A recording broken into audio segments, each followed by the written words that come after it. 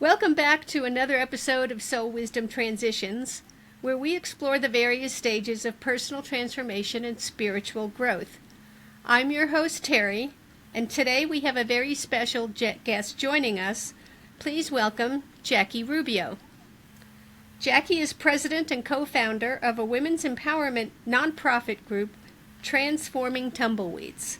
She is a best-selling author, recovered alcoholic, I know about that, mother of 4, and a shining light parent of a son who is on the other side of the veil. Jackie is a grandmother of 2, a recent Reiki certified practitioner, and a horse and dog owner. All of these just touch my heart. Thank you so much for being here with us today, Jackie. Well, thank you, Terry. Thanks for having me. I just feel honored. Yes, thank you. So if you could just, please share with our listeners more about your nonprofit, Transforming Tumbleweeds, and how it got started. Yes. So Transforming Tumbleweeds is, oh my gosh, it's my whole heart, to be honest with you. Transforming Tumbleweeds got started at a time when I know it was very divinely led. I was actually sick in rehab. I'd been on a massive bender and I got put into a rehab without detoxing. And so I got thrown into a room full of about 16 other women. It was a state paid rehab, so we're not talking anything nice or fancy or anything like that. It was borderline like jail. And Wow.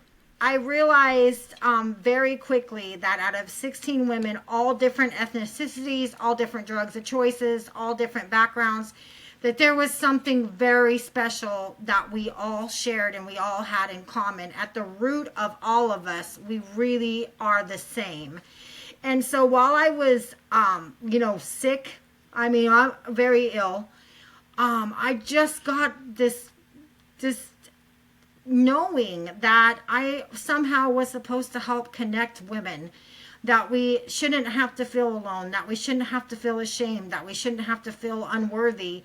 And there's just something inside of us all, that is a deep rooted issue that way. So when I should have been angry and stressed out and frustrated, and I was all of those things, I was in rehab. But there was just something bigger and something more that was happening in my heart during that time. So, going through the process of a nonprofit, that's way above my pay grade. That's way above my, but I did all of that. And so what Transforming Tumbleweeds is, it's based solely on the sharing of our stories. When I was in rehab and I put a pen to paper for the first time in many, many, many years, something very magical happened. And, I wrote my life story and I shared it in a group. And not only did I get healing from writing the story, but just from being with all those other women who listened to me, who felt what I felt, who took something away from that story.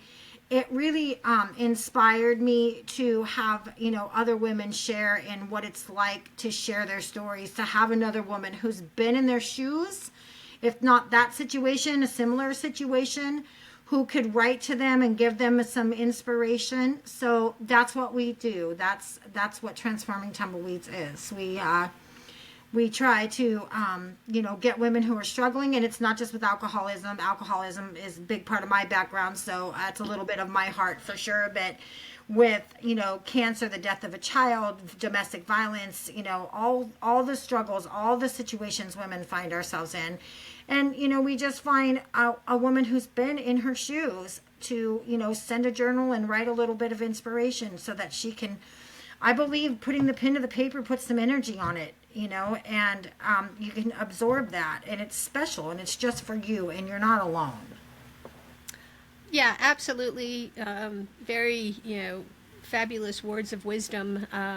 They all resonate with me as a recovering alcoholic. I know from whence you came. And it's just you mentioned that you just knew. Yeah. And I'm going to venture a guess here that it was your soul wisdom that was kind of tapping you upside the head saying, yo, Jackie, pay attention, pay attention. And what I like to tell people is listen to the whispers of your soul. Because if you don't listen to the whispers, you will get hit upside the head with the proverbial 2x4. Yes. Just to get your attention, and the fact that you have taken on this mission at this point in your life to help women understand that we all have stories and we aren't alone. As much as cultural or just the way things are in today's society, I want to look you in the eye and have a conversation. I don't, this is not, texting and social media. It serves a purpose, sure, but sitting down and sharing a cup of tea with another woman to just share stories, we can help each other realize that, first of all, we are a heck of a lot stronger than we think we are. We are. Just listen to the soul wisdom and act upon that. So, speaking of the soul wisdom, have you ever found yourself, other than the alcoholism and being in a state rehab? That must have been horrible. I'm so sorry you had to go through that. You see these things on television when it's, rolling hills and lovely and spa treatments, and it's like, no. Nope. Detox is not like that. No. But have you ever found yourself in a difficult or challenging situation where you have heard that soul wisdom and you did listen to it, other than the alcoholism? Yeah, I mean, I find myself in a difficult, challenging situation pretty much every day right now. December 16th of 2022, my beautiful 6'4", 28-year-old son was gunned down and killed going to the home of his ex-wife to pick up my little baby grandson for his visitation. It was done on video. It was...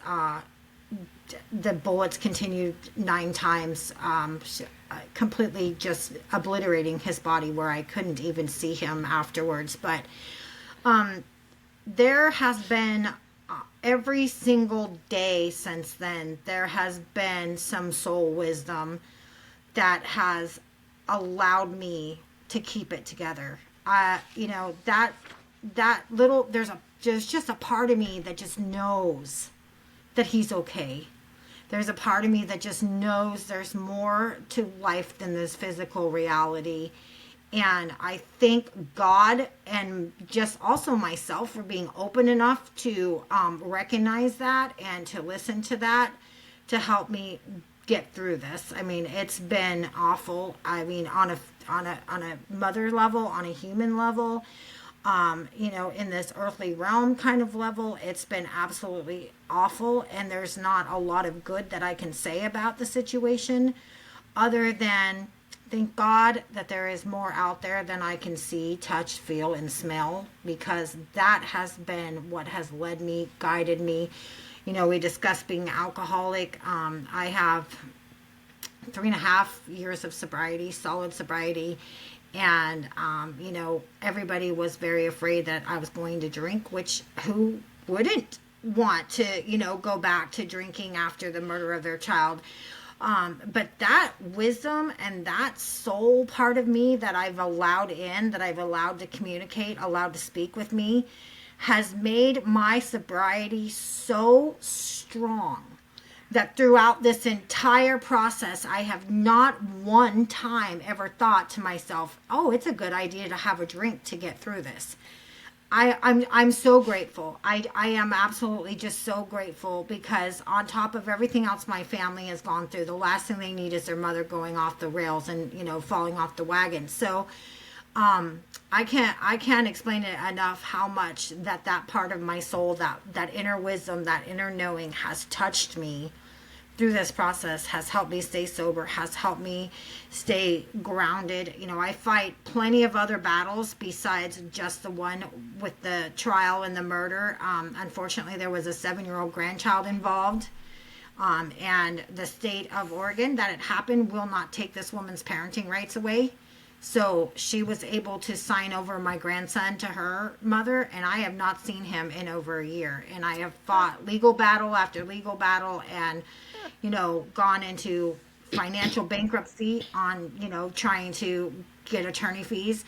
And, you know, that's a whole nother ballgame. But again, not one time through this whole process has my humanness said, go have a drink. It's always that feeling that I get of everything is okay. It doesn't feel like it, you know, in a personal level, but on a higher level, I just know that everything is okay and I don't need to drink. I don't want to drink and I don't need to drink. And I really feel like trusting that soul wisdom, even though it makes no sense. I can't see the other side. I can't physically see my son that he's okay, but I just know that he is. And I know that that's what's going on out there. And so that trust and that faith, but you know, there's a part of me that is just listening and a part of me that is just knowing it so much that it has stopped a lot of, you know, the behaviors that you might find yourself going through during these kind of trials and tribulations, you know? Yeah, absolutely. And what I like to share with my clients who are struggling to reconnect with the soul wisdom within is it's not a big Hollywood production of the clouds parting and angels singing. It's that little voice that says, you know, you need to stop at Starbucks today, and you meet someone who can help you, or you go to a networking meeting or a women's group of some sort, and either you get in touch with someone who can help your situation, or you meet up with someone who needs your help. So it's listening to the whispers of the soul, and you know, you can accomplish so much. I want to, you know, commend you for the strength of not drinking, because it would be so easy to numb yourself, and this is what most of us who, or you know, some women who are still drinking, you know, they come home from work, they open a bottle of wine. You're just numbing yourself. So what is it that you're not looking at? Right. And the fact that, you know, I'm 29 years sober, so never once did I want to have a drink just to see. I remember early on, when we went out to dinner, I would ask my husband to taste my virgin margarita to make sure it was a virgin margarita. And, you know, I would never order anything with a white wine sauce. Right. I know the alcohol is cooked out. I don't want the taste. So the fact that, you know, we can, yeah, and it is tough. It is very difficult to look at and understand the why. You know, why did you start drinking? Why did I start drinking? What was the why? And it's a different why for everyone, so I get that. I can't imagine what it's like to go through what you're going through, because not only have you lost your son, you've lost your grandchild. And I mean, that's just unfathomable. And yet here you are, continuing on, fighting the fight, doing what you have to, listening to the soul wisdom, who may put you in touch with the one attorney who can say, oh, I know exactly what we need to do. You know, you may not have found that yet, but you're opening to listening to the wisdoms of your soul, so that, you know, I truly think you will find the connections that you need going forward. Thank you for that encouragement. Yeah, there are times, throughout the process where it just hits me and I just wonder, like, how am I even doing this? How am I even getting through this? And then, there are days where, and it's not a lot of days because I have such a fight in me, a real drive to continue to speak for my son, to tell his story, to give him a voice, and to continue to, do what I have to do in order to try to be part of my grandchild's life, my grandson's life, so that he has a memory of his father, so that he has, good things to say about him, and not so mixed up that he is right now and what he's being told by that side of the family. So it pushes me every day. But, there are some days that I just have a hard time. I don't even want to get out of bed. I continue to work. I continue to, take care of my family, the rest of my family, the best that I can. But, there are those days, I mean, honestly, and I'm so grateful because I have built so much connection, and I'm so honest, like on my Facebook page and with my friends and with my, anybody who knows me. I'm very honest. The chapter of I co-authored a book. Now, I didn't write the whole thing, but I had a chapter in it, and it was about my trip to rehab. It was kind of promoting Transforming Tumbleweeds. It was a real, going through step by step kind of what was going on. And that has really helped reach a lot of people who feel I made a lot of mistakes, and I'm pretty blunt in there about those mistakes and about the shame and about the guilt and about how, what a struggle it is to overcome those things. And so I notice that on my worst days, when I really feel like I can't get up, always there is some woman somewhere, whether it's an email, a phone call, a text, anything that is just out of the blue encouragement. And I get shocked every time, because I feel like, oh, it's your role to encourage everybody. It's your role to hold it all together so that, these other women will feel, like you're safe and that they have, someone that they can talk to. But 9 out of 10 times, it's the opposite. It's, right now in this period of my life, it's one of them reaching out to me. And that is just, phenomenal and so special when you realize, every time you give, it's really a connection. It's not just doing something for someone else. You're connected at that point, and those connections are so beautiful, even if the small connections. When you get a one sentence text from a woman that you barely know who says, I've just been thinking about you today. I'm so proud of you. It's like, wow, like that little tiny connection that you made a year ago just, got me out of bed. Yeah, exactly. And that also is your soul wisdom coming in and giving you the little boost that you need to get through or to get started on your day. And if where am I going with this? We tend to give and give and give and give. And what we have to do is be open to receive, because by you receiving, you are giving someone else the opportunity to give. Yeah. So, and I don't want you to stop being surprised, but why do we have to be surprised? Why isn't that a given? Why isn't it, why is it just like, oh my, okay, thank you. I was going somewhere and somebody stopped me on the street and said, oh my God, I love your style. And it was like, are you kidding?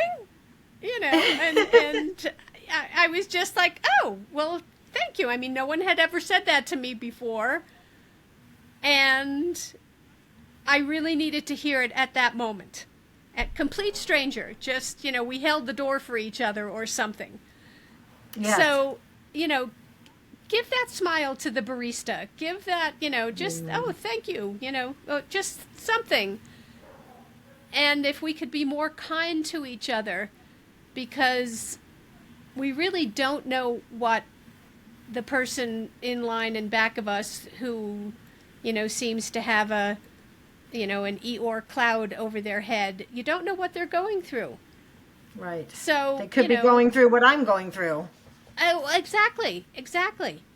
And we all have traumatic stories, and I have said, in previous episodes that trauma is something very personal to each person. So if you're 15 and going to the prom and your haircut comes out terrible, that's a trauma for a 16-year-old girl. Now, are they going to get over it? Yes. Do you know they're going to go over it? Yes. In the moment, they are never going to get over it. Right. That's their trauma. That's okay. And I don't mean to discount huge trauma like what you're going through, but just, like you said, just, a text from someone who you sort of know, just to say, I just read your story, and you gave me permission to love myself and keep going. Yeah. And that's what that's what this podcast is all about. That's what this is all about. How can we help each other? And instead of you don't want it to be us versus them, or just be curious. Be curious. It's like, that's interesting. What's going on with them? What's the story that they're telling themselves about whatever situation, and how can I help? It might just be to listen.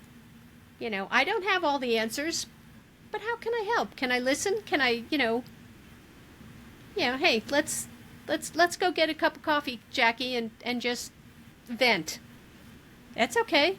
I'll take a shower when I get home. I'm good.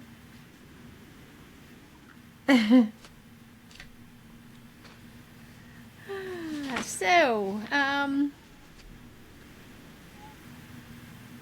it sounds like you're able to trust the messages that you receive from your soul wisdom, and you can research and open to exploring those messages. So is there, do you still journal? Do you still put pen to paper to write down what you need to get out or listen to? If what I like to do is... Yeah, go ahead. No, I was going to say, I absolutely do continue to put pen to paper quite a bit. One thing that I feel like I'd like to say is that I am part of a support group. It's a Helping Parents Heal support group. And they're one of the only support groups that I know of anyway that allow a lot of talk of the afterlife, or a lot of spiritual guidance and help with that.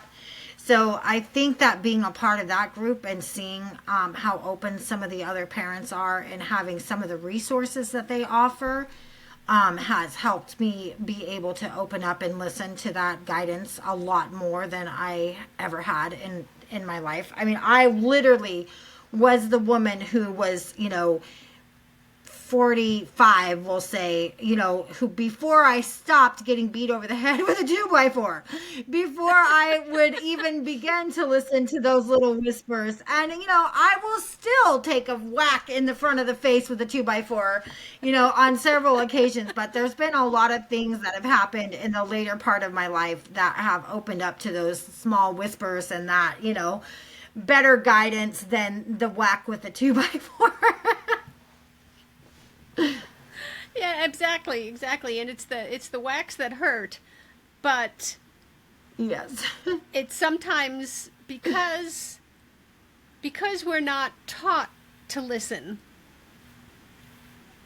Then when you're not, it's not something you automatically recognize or are aware of. So you get hit by one or two by fours and you're like, what the heck?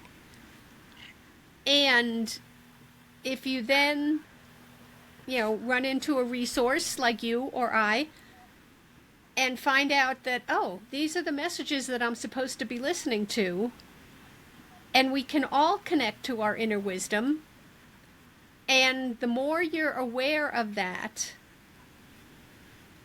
the louder or the more you're aware of the softer whispers, I think is what I'm trying to say. They don't have to be loud. When you're first learning, they're allowed. It's got to be a loud message. It's got to be, just, your soul wisdom wants you to go to take a certain road or do a certain thing. If you're not listening to the whispers, you may find a detour in your path, and you really actually literally have to make the left instead of the right. And that's okay, but it's training yourself to be aware of the messages and the soft whispers. And the more you're aware, yes, the more you hear the softer whispers. Make sense? Yeah, absolutely. And it just took me a really long time, of getting whacked over the head before I would consider taking a little bit of an easier way. And I mean, I guess there are times in my life still, you could consider, all the legal battles and all the, everything that I'm continuously, pursuing. Maybe that's not the softer way, but I don't think that, right now, with the intuition and with the amount of listening that I am doing with my, higher wisdom, that I would keep pursuing that if that wasn't something that I was supposed to do. Exactly. You're just listening to those whispers and just keep, you've got to be tenacious. You've got to, what your mission is. You have to keep at it. There's a little soul involved here that you're trying to reconnect with and save, and your grandchild is very important. And Yes. what I like to recommend is, I know you're good with putting pen to paper and journaling. And sometimes if you just ask a question, just write down a question and get quiet, and your soul wisdom will start answering that question. It's just automatic writing, just whatever comes into your head. And you'll start off saying, I can't believe I'm doing this. This makes no sense, and everything is fine. Just keep writing. And then you'll start hearing the messages. And it's like, instead of beating your head against the wall on this particular issue, take a breath. It's okay to take a moment, take a breath, regroup, and start again. So whatever you're writing out is, is usually trust that it's the whispers from your soul that's coming out on the paper. Automatic writing is a really great experience. Yeah, and it's not something many people are aware of. And like I said, when I started automatic writing, it was a page of, this is stupid, I can't believe I'm doing this makes no sense, I don't know what I'm doing, and I don't know what I'm hearing, and well, you have to get through the weeds before you see the rolling plains and nature field beyond it. It's like I tell myself. So I want to thank you for joining me today. All of Jackie's contact information will be available in the show notes. And any questions you have before we close out? No, I really just appreciated the opportunity to talk and to chat. I feel uplifted and I feel heard by you. I really value that a lot.